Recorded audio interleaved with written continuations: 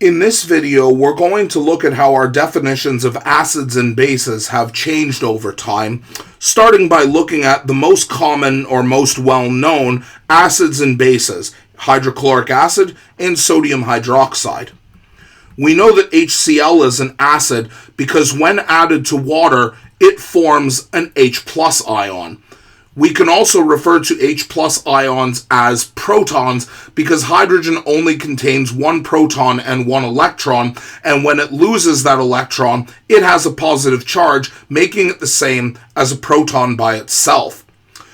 We know because of HCl's polarity that water is able to pull the H+ off of chlorine in order to give us two ions that were not there before, H+ and Cl-. These weren't there before because we know that HCl is a covalent compound. Conversely, with NaOH, NaOH is in many ways the typical ionic base containing a metal ion and a hydroxide ion that when we put into water, water causes the two ions to dissociate or simply separate from each other into Na+ and the OH- ion, and the fact that this hydroxide ion is here is what makes NaOH a base. This model is what we call the Arrhenius model of acids and bases, named after the Swedish chemist Svante Arrhenius, who codified this.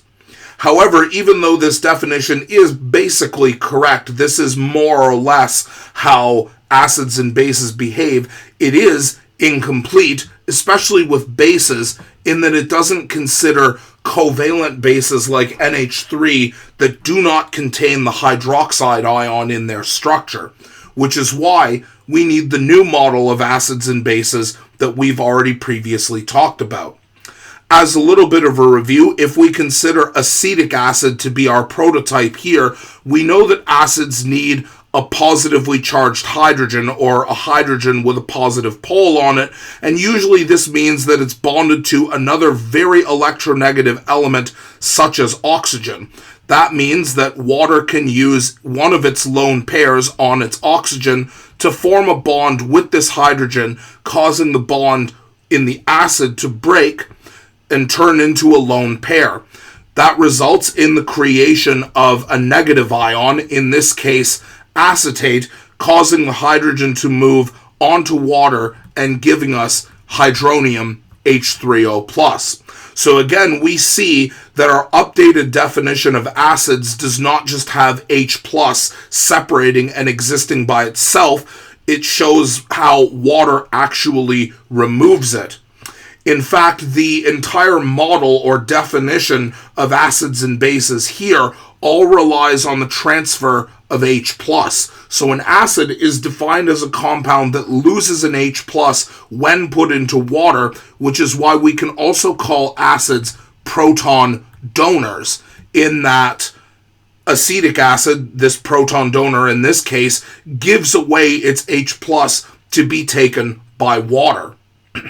Conversely, NH3 is a base, and we know that it's a base because of the slightly negative charge on nitrogen here, and this lone pair can be used to make a bond with one of the hydrogens on water, causing the bond in water to break and become a lone pair on oxygen.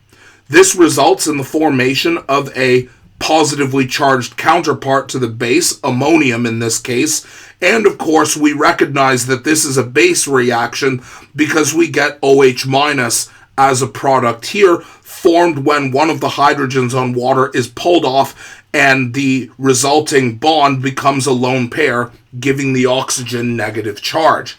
However, in our definition of bases, in this case, it relies on looking at what NH3 actually does, which is gaining an H+. And for this reason, bases are also called proton acceptors, of which NH3 definitely is, because it uses its lone pair to take an H+ away from water.